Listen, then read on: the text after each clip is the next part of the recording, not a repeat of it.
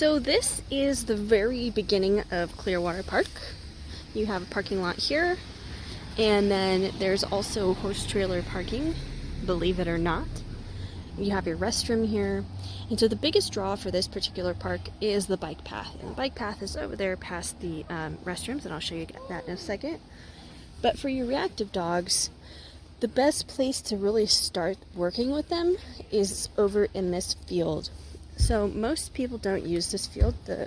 Most people are more interested in the actual bike path. So this is a good place to work with your dog if your dog has some issues. It's a fairly large field.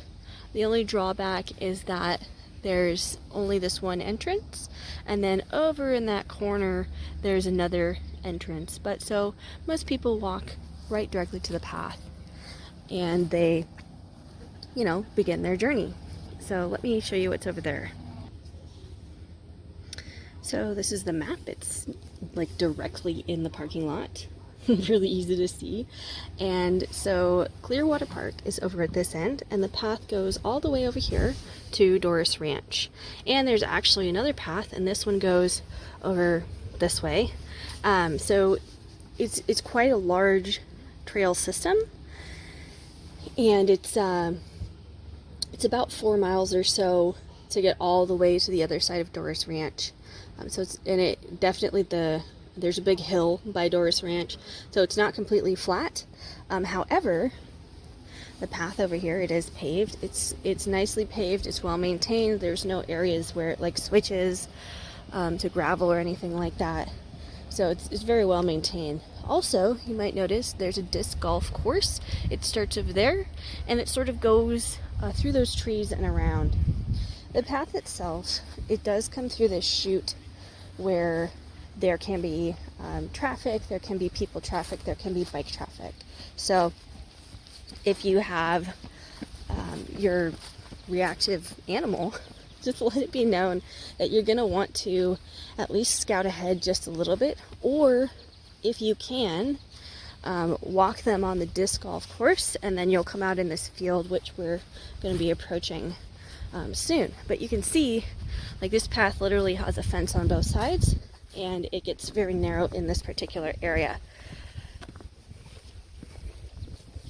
So when we're leaving this area, you can see it opens into this big field. The disc golf course still goes between those trees over there toward the back, and this open field here is it does open up into this field, but there are no actually, I lied, there's one. There aren't very many holes in this particular field as far as the disc golf players are concerned. So it is a pretty open and big space for you to use with your dog. That said as well, the disc golf course can get really busy. I have seen a line form of people trying to use the disc golf course. And so the path goes on the outskirts, and you can see there's a biker there, and the path just goes around the edge of this field. So the park is busiest in the evening times most of the time. It can be busy in the morning, but usually the morning crowd is people who are trying to get exercise in before work or something like that. So everyone sort of minds their own business. You don't really have anybody up that early trying to play disc golf or something like that. So in my experience, that's the best time to come out and use the park, at 8 o'clock, 9 o'clock in the morning, because you get to use the disc golf field, or that's what I always use. I bring dogs out here on long lines, and then we can very easily moderate how close we are to the actual path. This park does have river access in certain places. There aren't really close ones here in this section of the path, but it does have river access, and it actually has a boat ramp and a separate parking lot. So if you were to go past the first parking lot, there's a boat ramp, and if that strikes your fancy. It's not really relevant for working with your dog. There isn't anything down there. There's another set of bathrooms, but so this area is pretty much the area that I would work any reactive dog in. The park, as I said, it does get busy, So it can be very useful to be able to have an open space like this where you know there's going to be triggers, but you have a lot of space to work with to moderate your dog. So if your dog is a dog who gets reactive or overexcited by bicyclists or skateboarders or people running or jogging, this is really one of the parks that's going to be good for you to help train them. Like I said though, there are a couple of things that you want to watch out for. That first bit of the path walking in, that is definitely a chute, and depending on how maintained the foliage is, it might actually be kind of a blind corner there because the path does curve. So really what I do just to circumnavigate that, if I have a reactive dog and I know that I'm going to be working with them specifically on reactivity, and that's what we're here for, I do not use that particular part of the path. I will wait until the disc golf course is empty or until there isn't any people there, and I will take the dog through there, as opposed to be surprised by something or someone coming on the path.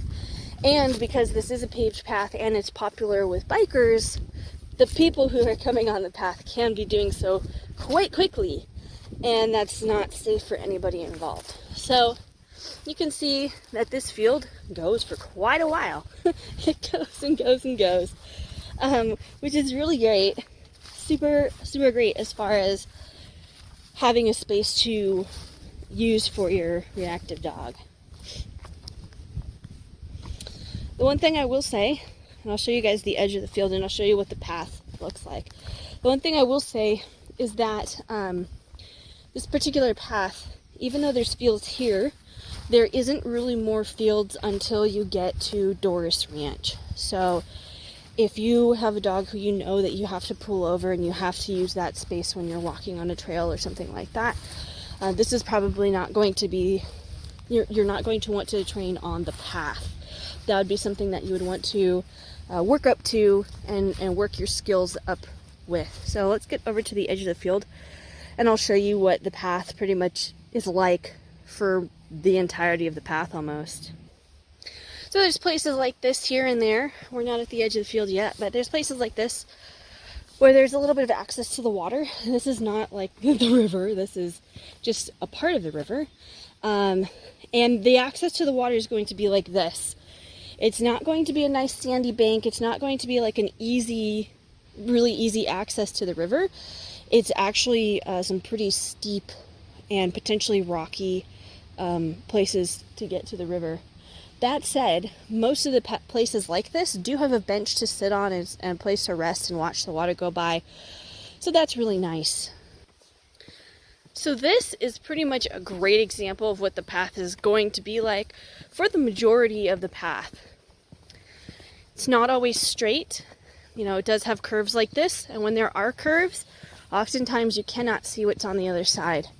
There is sort of a pull-off area that's roughly going to be about this size, regardless of where you are on the path, but it's not going to be much bigger. And sometimes, like over here, you can see that there are thorn bushes and brambles starting in there that are not, maintained. So it's going to be something like this throughout the entire part of the path. And if there's bridges or something like that too, which there are, there's also fencing. And if you're way over by where Doris Ranch is, there is fencing there too on one side because you're walking next to the river and it's a safety concern. And to the other side as well, there's a portion of the path which goes right next to the mountain. So there is, what is it called? Those walls they put, retaining walls, to essentially keep the mountain from falling down on your head. So be prepared for that. If you know that your dog is reactive and you know that they need space, this is pretty much how the path is going to be, or potentially narrower. So I don't know if you guys can see that in the distance, but we have that bridge, which does have fencing, and the fencing extends past the bridge. It's not just where the bridge is. So let's get over there real quick, and I'll show you what that looks like. So pretty much what I'm saying is the portions that are good for actual training of your dog are going to be in the beginning. If your dog is to the point where they can walk on a path and they just need a little bit of support, then this would be an okay place to take them. But if you still have a dog who's very reactive and they can't function too close to people, like they will bark or they will you lose the dog essentially, then this would not be a place that I would take those types of dogs. But like I said, you still can use parts of this park, and you can still build the dog up to having that level of success. So here we are. You can see that there is this fencing area here. Another thing to note about this park, if you choose to go down the path, which is roughly 4 miles one way, there's drinking fountains. Let's see, there's drinking fountains where you start.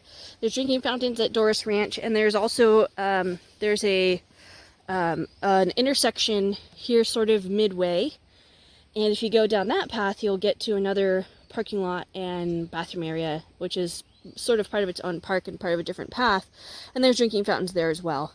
So pretty much what I'm trying to say is bring water if you're planning on using the path, bring water for your dog, and prepare for that, because there isn't easy access to the water in this particular park, especially for your dog. And when you have a reactive dog who you're working through some problems, that's going to be difficult for them. They're going to get thirsty, they're going to get tired. So water is a concern.